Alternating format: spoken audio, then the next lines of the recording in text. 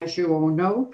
And after this debate, we will be able to decide which schools are going on to the semi-finals, which will take place in January. The schools will be advised of the dates in just a day or two.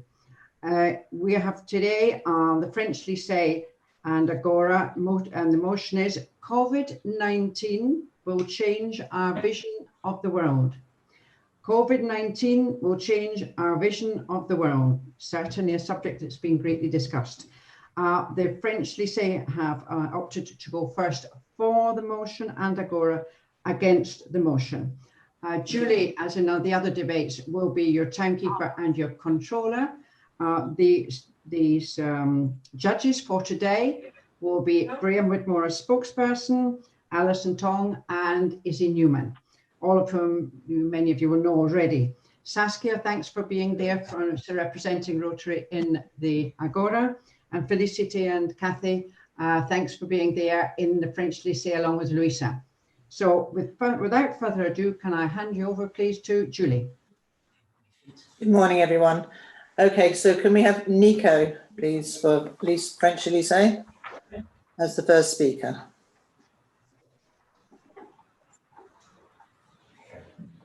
I think their video feed is frozen. No, maybe not. Are you ready to go? I think you need to bring your camera up a little bit, French Lycée. That's better.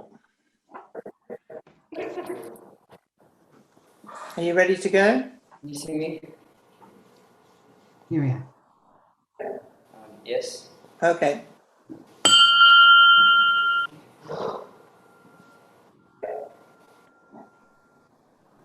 Here in Spain, we are used to kissing each other when we're in family and friends and have stopped with this tradition because of the COVID-19. But once the pandemic is over, will we go back to this habit or will we put an end to such an unhygienic practice? Judges, open team, audience, good morning. My name is Nicholas and we at the Lycée Français de Palma strongly believe COVID-19 will change our vision of the world. COVID has affected the world in many areas, such as economy, environment, our social lives, and health, amongst others. I would like to start by talking about how the economy has changed.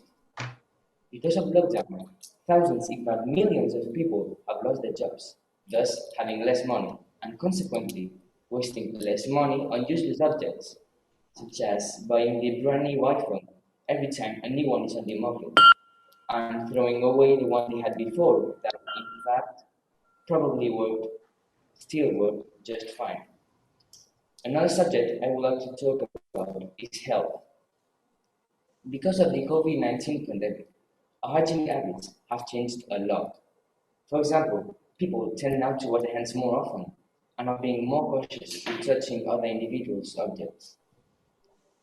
This pandemic has also helped us realize how weak our health coverage is, and how thousands of COVID-19 infected haven't been able to get to a hospital or been able to receive the correct treatment and have consequently died. However, governments have now in mind getting a vaccine for the population of the country they are ruling, so health coverage won't be on the list until COVID-19 is eradicated. Moreover, our social lives have been changed by lockdown. More than before, we use social media to communicate and tend to not go outside and meet people other than in front of a screen. Right now, this is a good thing because we could unintentionally infect other people. But we'll probably keep on with this way of socializing once COVID-19 isn't a problem anymore. Furthermore, the environment has shown its true power when we were in quarantine. After 2 months, people saw dolphins from the Paseo Marítimo. Nature was starting to recover, to take over its space. Trees, flowers, and many other plants were growing in places you wouldn't even imagine. We could hear the birds singing, and the insects buzzing. These are only a few things that will change after COVID. But my teammates, Alex and Damien, will convince you with a few more arguments that COVID will change our vision of the world. Alex will demonstrate this by talking on how your vision is created and how COVID affects it. whereas Damien is going to concentrate on how our way of living has changed. Judges, open team, audience, thanks for listening.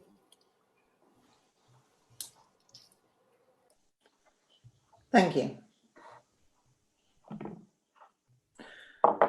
Okay, so can we have Marianne, please? Are you ready? Yeah.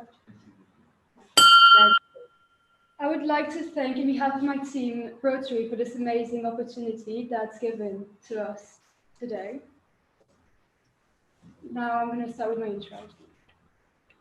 This photograph was taken in 1945. It shows children suffering in concentration camp in Nazi Germany. Only 5 short years later, the war started once again in North Korea. Didn't we learn from our mistakes? One would think that after going through such a traumatic war, like the Second World War, we would always want peace. But it turned out that only 5 short years later, the war started once again. Good morning, members of the jury, opposite team, ladies and gentlemen. It is such an honor to be standing here once again in front of all of you today to discuss a highly important issue.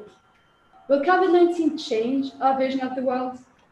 My name is Marianne Boulard, and as the lead speaker of the team that is against the motion, together with the rest of my team formed by Renaud Castello as the first speaker, Ike Boursals as the second speaker, and Candela as a supplement, absolutely believe that no, COVID-19 will not change our vision of the world.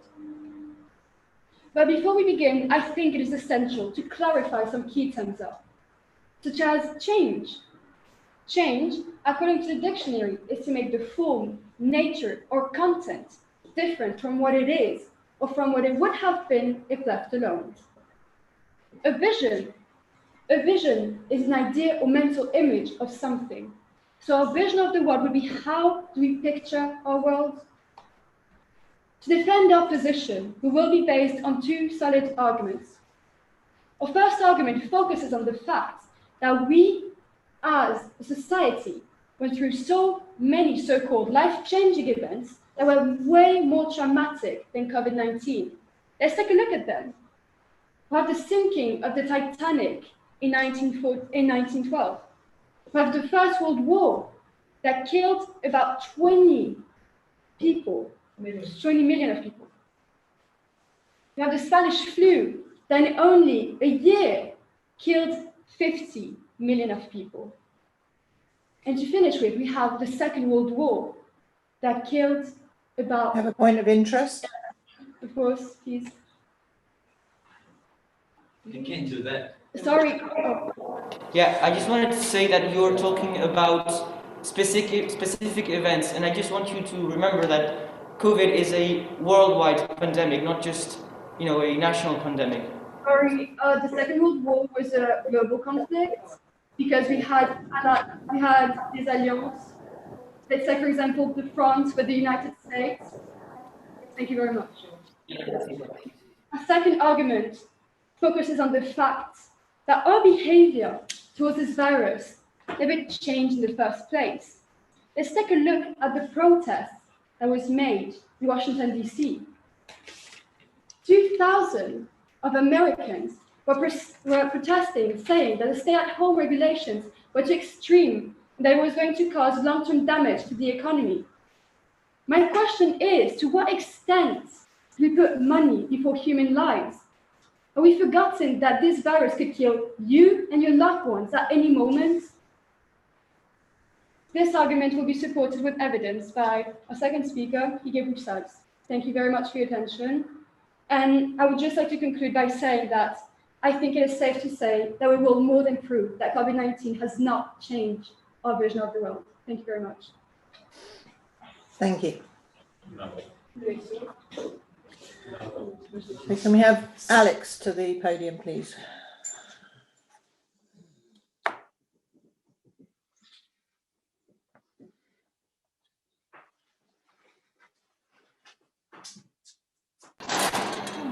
Okay.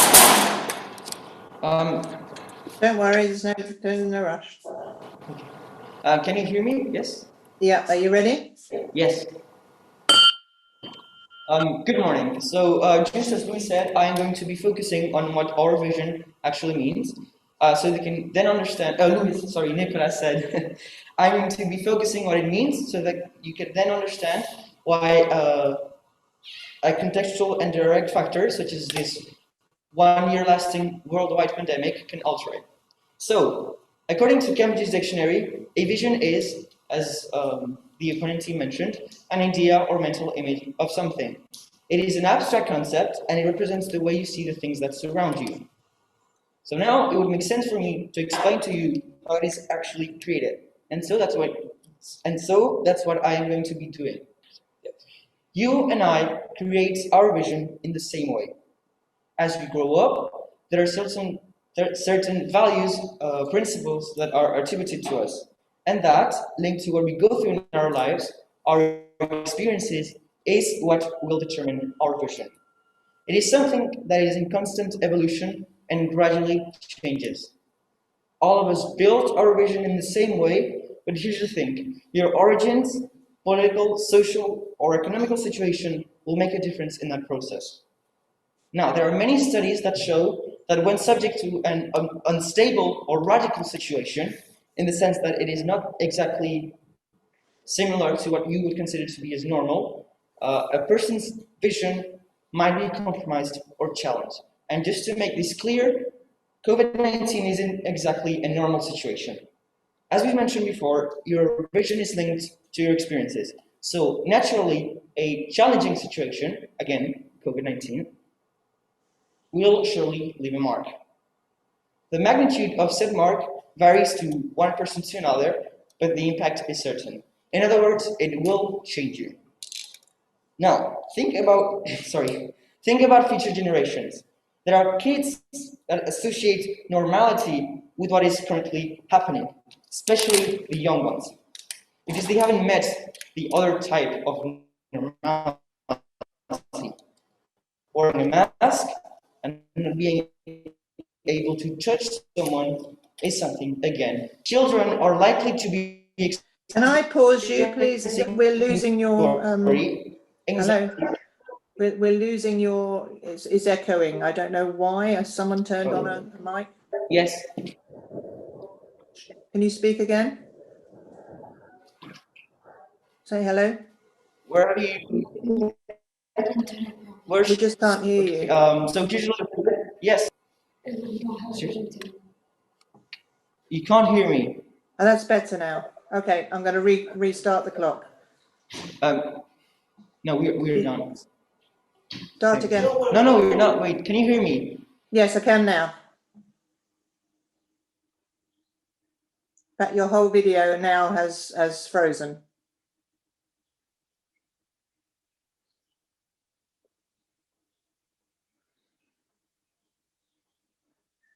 Frank, have you any idea how to fix this? I wonder if it's the weather, Julie, because we've just got some rain coming in now. Yeah, maybe. I have paused the clock. I think it is depending on the weather, maybe also on the bad bandwidth. So we cannot do anything from here. I think we've completely lost them. They must have we've reset it. Okay, Fringilisa, your mic is off at the moment.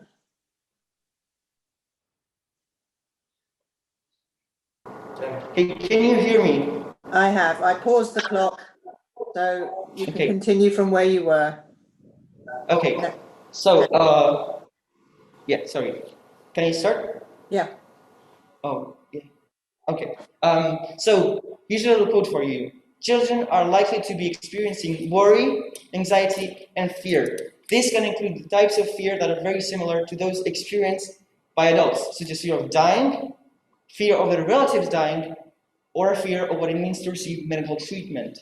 If schools have closed as part of necessary measures, then children may no longer have that sense of structure and stimulation that is provided by that environment. Yeah. Excuse me, you were just saying how challenges change our vision of the world. So I would like to see your standpoint on why didn't World War I and World War II, they were much greater challenges, change our vision of the world? Why they didn't, and so why should COVID change if it's a very small challenge compared to these greater ones? Thank you. Wait, are you actually stating that World War I and World War II has not changed our vision?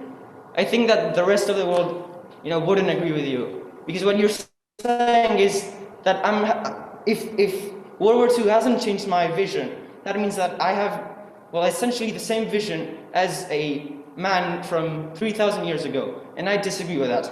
But anyway, I'm going to be continuing. So, and now they have less opportunity to be with their friends and get that social support that is essential for good We have mental another being. point of interest.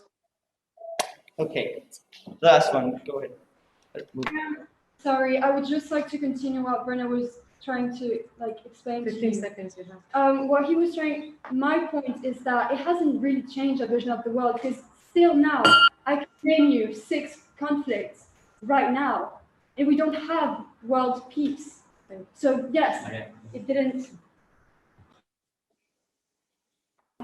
I mean, generally speaking, I would say that right now we have at least a sense of peace. Nowadays, many people want peace. That's why we formed the United Nations, the European Union, etc.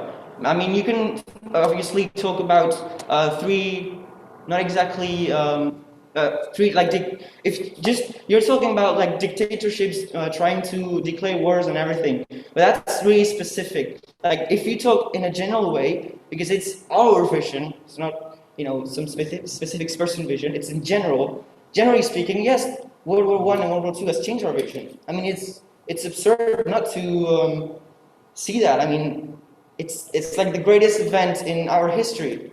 We keep I don't know. I just don't understand your statement. But anyway, here's another extract. That was.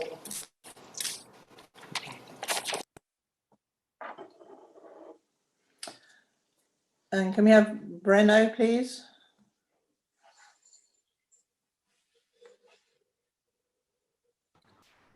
May I start? Go ahead. Good morning, honorable jury, members of the opposing team, and ladies and gentlemen that are here.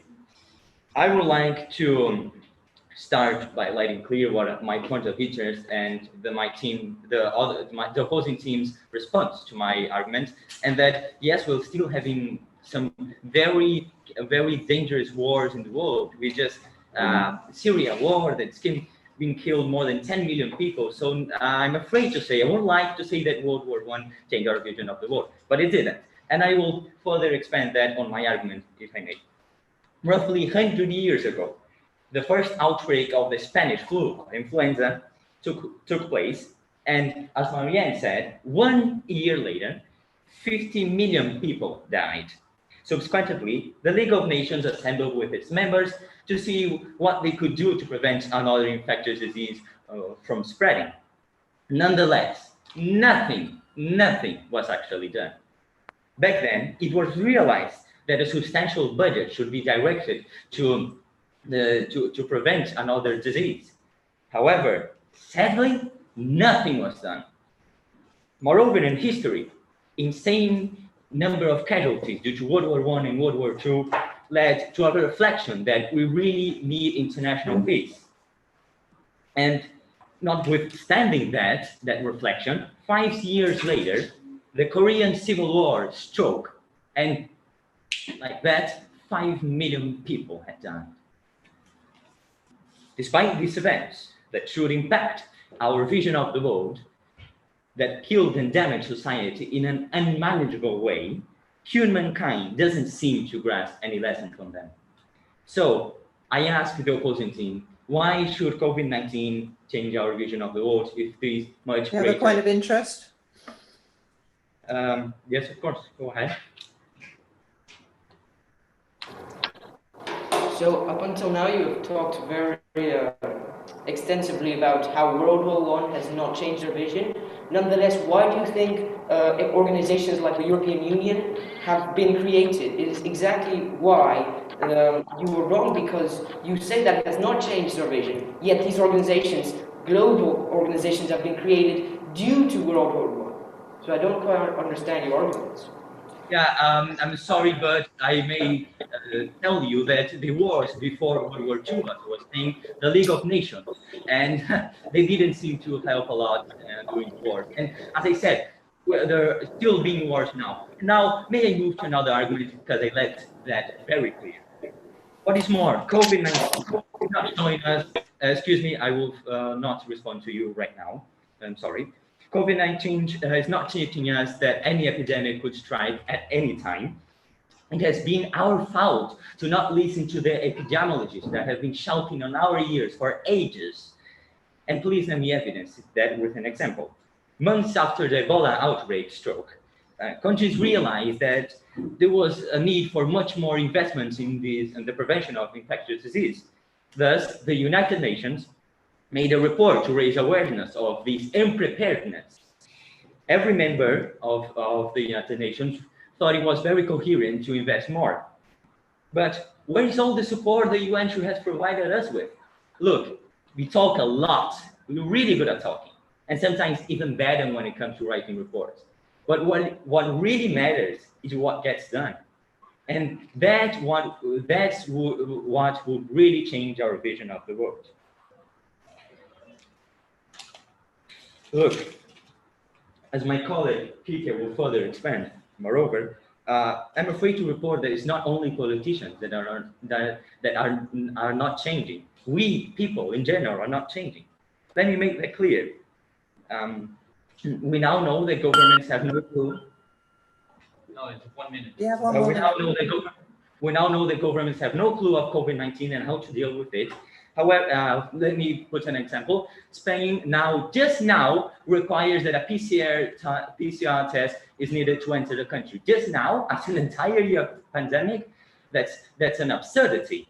And even though governments have been showing themselves to be irresponsible and negligible to the pandemic, citizens still believe in the government blindly by following every exact measurement that the government is proposing. So neither politicians nor people in general are not changing and will not change because of COVID-19. Thank you very much. Thank you. So can we have Damien to the speaker, please?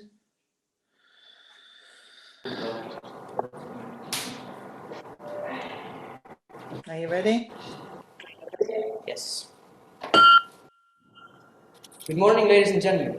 My name is Damien, and today I'll be developing arguments in favor of the motion, COVID-19 will change our vision of the world. It is our social environment that shapes our vision of the world. If you're wondering where I got that from, I would not be able to answer because I've heard it that many times that I cannot begin to explain where it comes from. A vision is such an objective and subjective concept that it is almost impossible to try and argue with it. Knowing this, why would COVID-19 change our vision of the world? And if so, in what ways? Well, in a few moments, you should all understand why. The pandemic has affected us all on multiple ways. We now are more careful when meeting people, we act more consciously, and we clean our hands just about every 3 minutes. And so, unless you took a flight to Mars during the pandemic, I think you will know what I'm talking about. I truly believe that the essence of this debate is centered around the quote I read to you moments ago. You cannot change the way our world is. And so it is to me obvious that COVID-19 will change our vision because nothing is the same anymore. COVID has resulted in schools shutting all across the world. Globally, over 1.2 billion children are out of the classroom. As a result, education has changed dramatically with a distinctive rise of e-learning. Now, teaching has become more technological with every day passing. COVID has changed many things. Our way of thinking, doing things, but most importantly, it's changed our way of how we are as humans. COVID has changed many things, as I said before. And as you guessed it, I'm going to be talking about social isolation. Yes?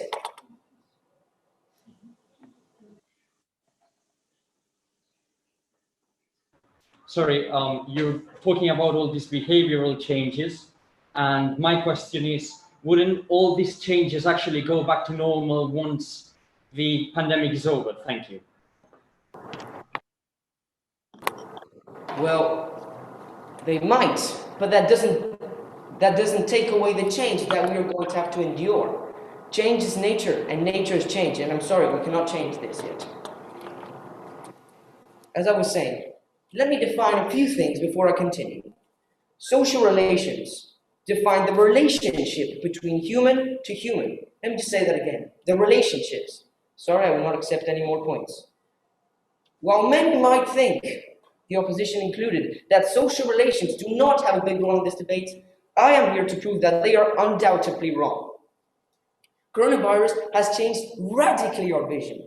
I haven't seen a handshake in almost 3 months, just to say the least. Furthermore, human characteristics such as physical affection and physical socializing have practically ceased to exist. COVID-19 is not only changing humanity, it is redefining what it means to be a human. 1 year ago, after meeting with a client, the businessman would take him out to dinner. Yet now, 1 year later, physical meetings don't even exist anymore. I just cannot comprehend how, facing this astronomical evidence, the opposition will still try to prove me wrong. Let me just remind you that the pandemic has changed the course of human history. As I said before, it is our environment that shapes our vision. And therefore, anyone living through the pandemic will have changing visions of everything. Nature is change, and change is nature. You cannot yet change this. Thank you. Thank you. And finally, can we have Kike, please? Are you ready to go? Yes. Well, good morning, opposing team, members of the jury. My name is Kike Bursals, and I will further expand why COVID will not change our vision of the world. First of all, Damon has stated that our individual person, the environment changes the way we perceive the world, though I would argue that these changes that we're currently living on will change once the pandemic is over.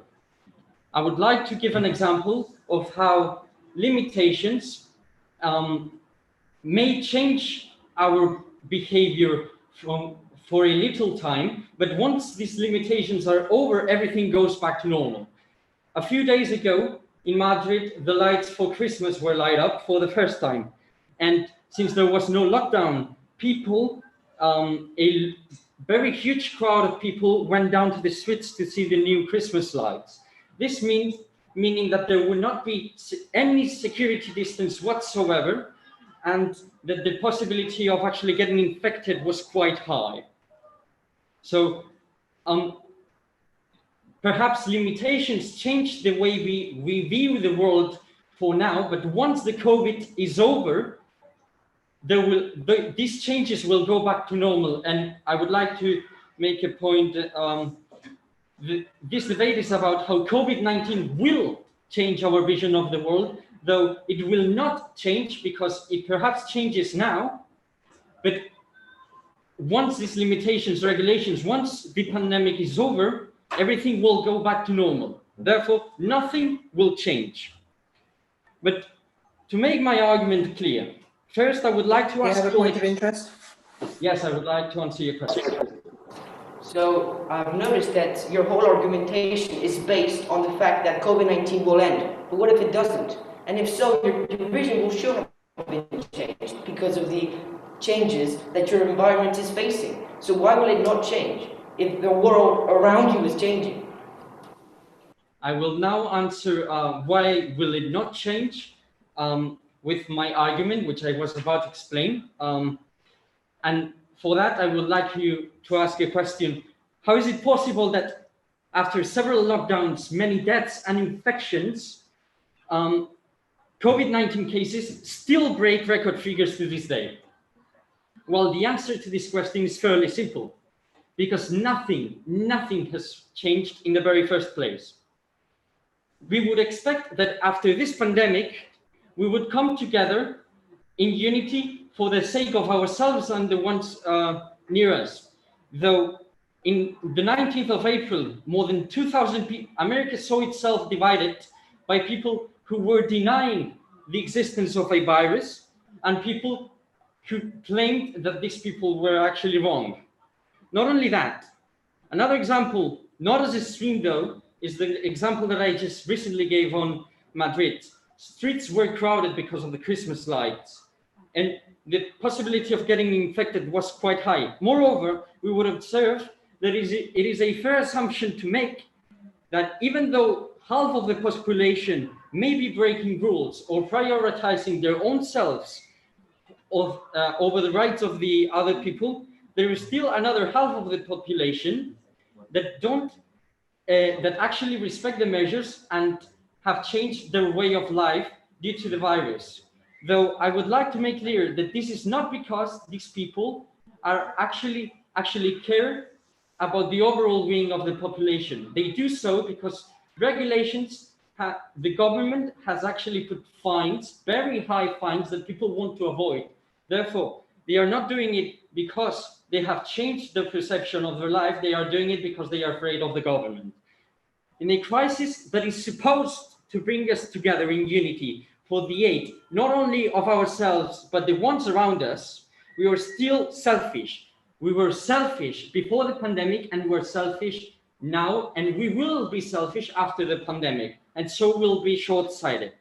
Therefore, if our individual world has remained the same, how is it possible that our overall vision of the world will change? Thank you. Thank you. We now have 2 minutes for you to formulate your final argument, and then 2 minutes aside to put that across to everybody, starting now.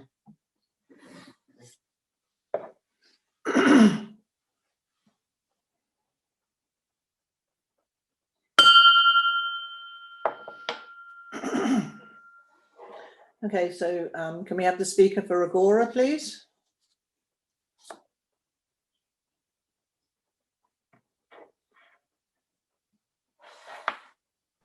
Are you ready? Yes, of course. Go ahead. Good morning once again. I would like to thank le Lycée Français for today's fascinating debate. Merci beaucoup. Now let's proceed to the summation of what has happened in today's debate. During today's debate, the Lycée Français haven't stopped to talk about our behavior as a society towards this virus instead of answering the motion. We have proved with evidence that we people are still as selfish and that we are just behaving this way due to government authority. We're scared of the fines, and our behavior never changed in the first place.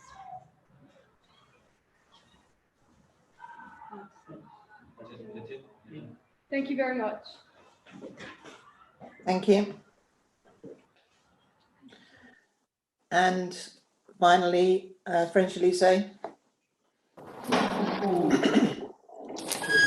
Okay. When you're ready. Okay, so again, I also wanted to thank Agora for this debate. It was very interesting. So, here's a summation.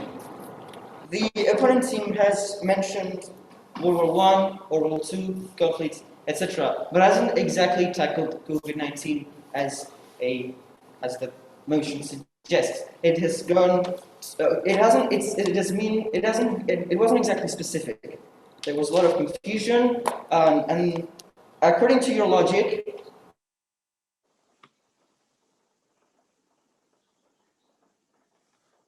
We seem to have lost feed again from French Lycée. You might need to reset again. I have stopped the clock.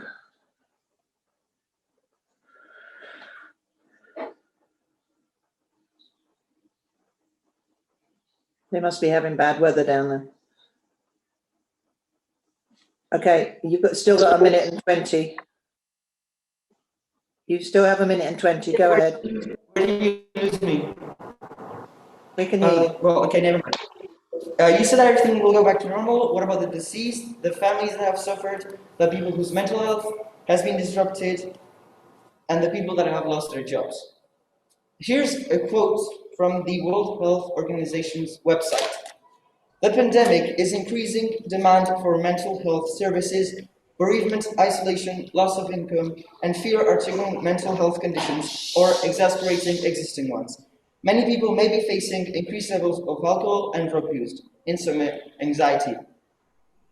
I just don't understand how you can actually claim that it won't change you. Maybe it hasn't directly changed you, but there are millions, in fact billions of people who have been directly affected by this pandemic. It will definitely change.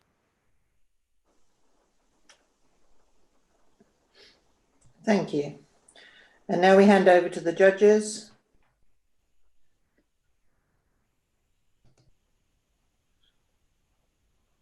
Are we all back again? We had a bit of a problem, Frank, with our connection in the room. We had voice, but not. My video is still stopped. And I can't. I'm getting some. I must be something to do with the connection. Frank, are we in connection with the schools, which is the most important thing? I can see there we've got the French lycée. Let me see. Online, and I can and there you are as well. Right, we're okay. Thank you. The room you had problems? Yes, we had sound but no vision. Just to let you know. So I'm still not on vision. Yeah. Yeah. It came up as Frank muting or stopping our videos, and we can't control that. I think it's down to Frank to Yes, I mute because it should be muted through the discussion, but you should have taught me. No, sorry, the video. Not to worry. Not to worry. We could hear each other perfectly well, Frank. That's very good. Okay. Could I ask Alison to come in with the first comments on our summing up, please? Alison.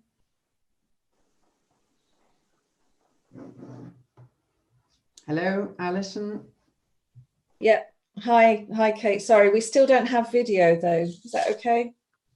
Yeah, it must be something to do with the connection or the weather. I don't know, but please go ahead because okay, we're a little bit shorter time. Yeah, no problem. The schools have vision, that's for sure. Okay, perfect. All right. Izzy's back now. Yeah. Yeah. Now we're working. Right. Okay. No. Right. Hopefully everybody can hear me and see me. Once again, that was a very difficult decision in our breakout room for the judges. I know we say this each week, but seriously, the standard is so high this year. It's just been amazing. All the schools have really stepped up to the bar, if you like, and the way that you're all presenting, you're talking, I love the way that you've kind of learnt, particularly Marianne and Breno, to make a point and let it settle and let us be able to sort of absorb that point. And Damien as well, you just spoke so passionately and enthusiastically about your points that it makes us all want to sort of really sit up and listen to what you're saying. So amazing. Thank you very much. Both teams were fantastic. Brilliant. Izzy. Over to you, Izzy. Yes, indeed. Just to equal that, both teams, I loved your pace and I loved your passion. It is absolutely outstanding for such young people, in my mind, to be able, without being patronizing, to put your point across with such passion. Research-wise, I felt overall we could have perhaps looked into more research, but loved the use of the photographic image. That was very compelling right at the beginning, Marianne. Thank you for that. And also I just want to mention congratulations to Alex for handling the stop-start situation so professionally. That's all for me. Good luck to both of you, and thank you so much. It's a pleasure to be a part of this. Thanks, Izzy. Graham, as spokesperson, you have the difficult job.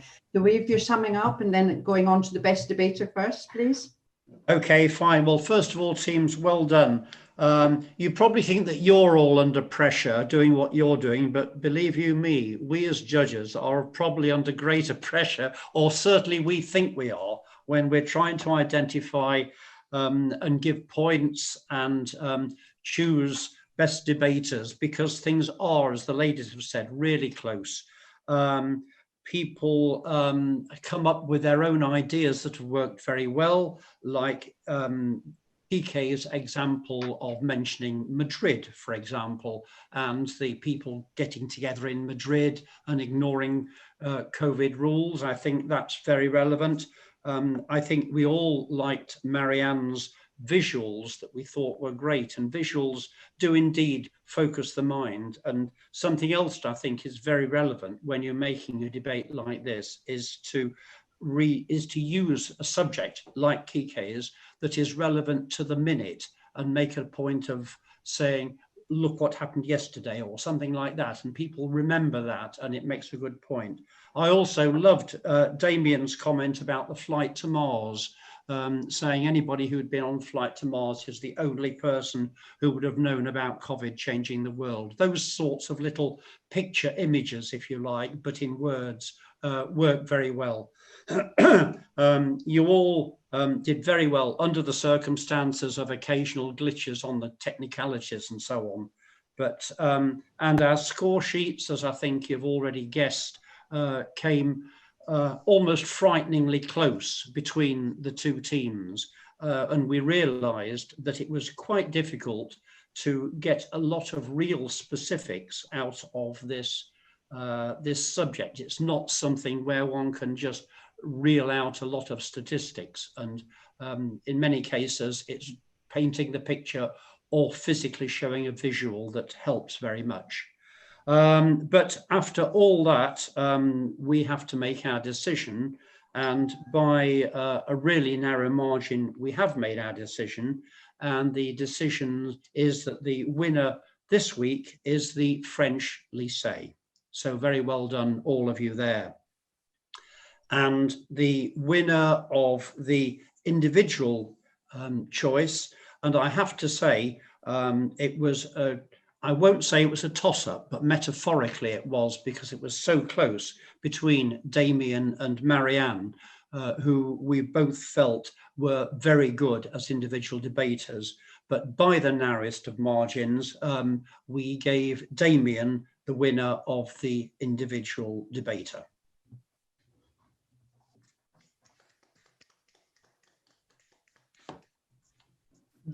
Have we got? Congratulations to the French lycée. Can Cathy and Felicity, on behalf of Rotary, please present the certificates to Damien and to the French lycée, the Lycée Français team. Thank you. And just before we leave, may I remind everybody that this is the last in the preliminary series.